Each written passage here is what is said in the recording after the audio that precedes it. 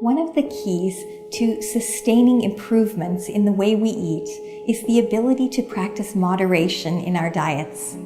As a society, we tend to take an all-or-nothing approach to food, eating too much of something or trying to eliminate that food or category of foods altogether. That tendency towards extremes becomes even more obvious when we look at what's happened to the food on the shelves of our local supermarkets.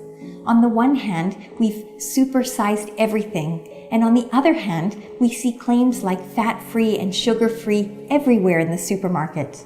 And these claims attract us because they're absolute. But if we can master the skill of eating with moderation, then no single food needs to be forbidden. We can eat the foods we enjoy as long as we don't consume too much of them. How much we eat is a very important question, and how to regulate our appetite or moderate our appetites is very hard for people. We are socialized to eat until we're full.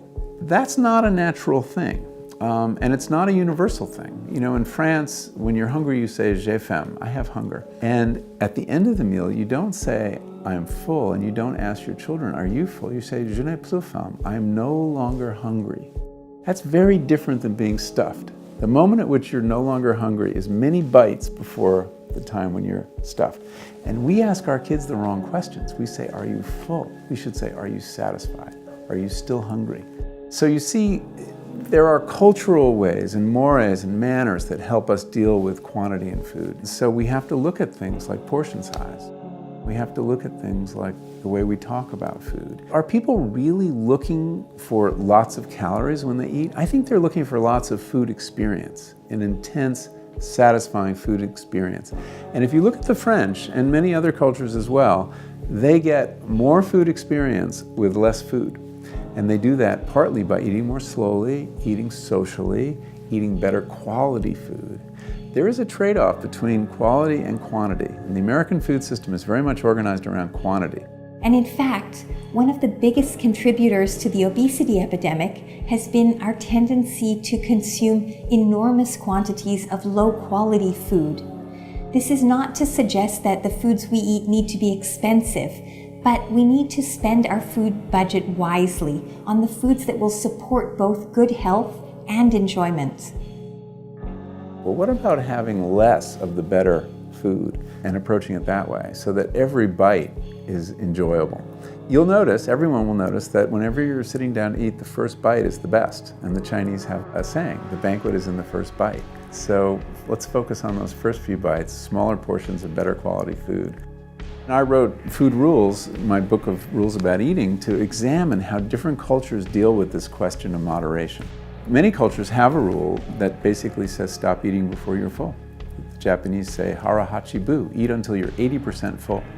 That's such a foreign concept to us. But you find this across the board. The Chinese say eat until you're 75% full. In the Quran, it says you should eat until you're 2/3 full. Everything but 100%, which is what most of us do. Next time you're going to eat something, ask yourself a few questions about it. Will this food bring me pleasure, or am I eating it because it's a food that I feel I'm allowed to eat? Eating foods that don't bring you any pleasure is another form of taking in empty calories, because they're empty of enjoyment. The very next question to ask about a food you're considering eating is this: is this food worthy of me? And by this I mean, will this food support me in achieving all of the things I want to achieve in the long run, including good health? If the answer to this question is yes, then the very next question is, how much of this food do I really need to eat to feel satisfied, knowing that I can have it again tomorrow or later this week because I've mastered the art of moderation? Each day should include moderate amounts of food that bring us pleasure. Moderation allows us to live at peace with our food, knowing that subtle variations won't be enough to destabilize a healthy relationship.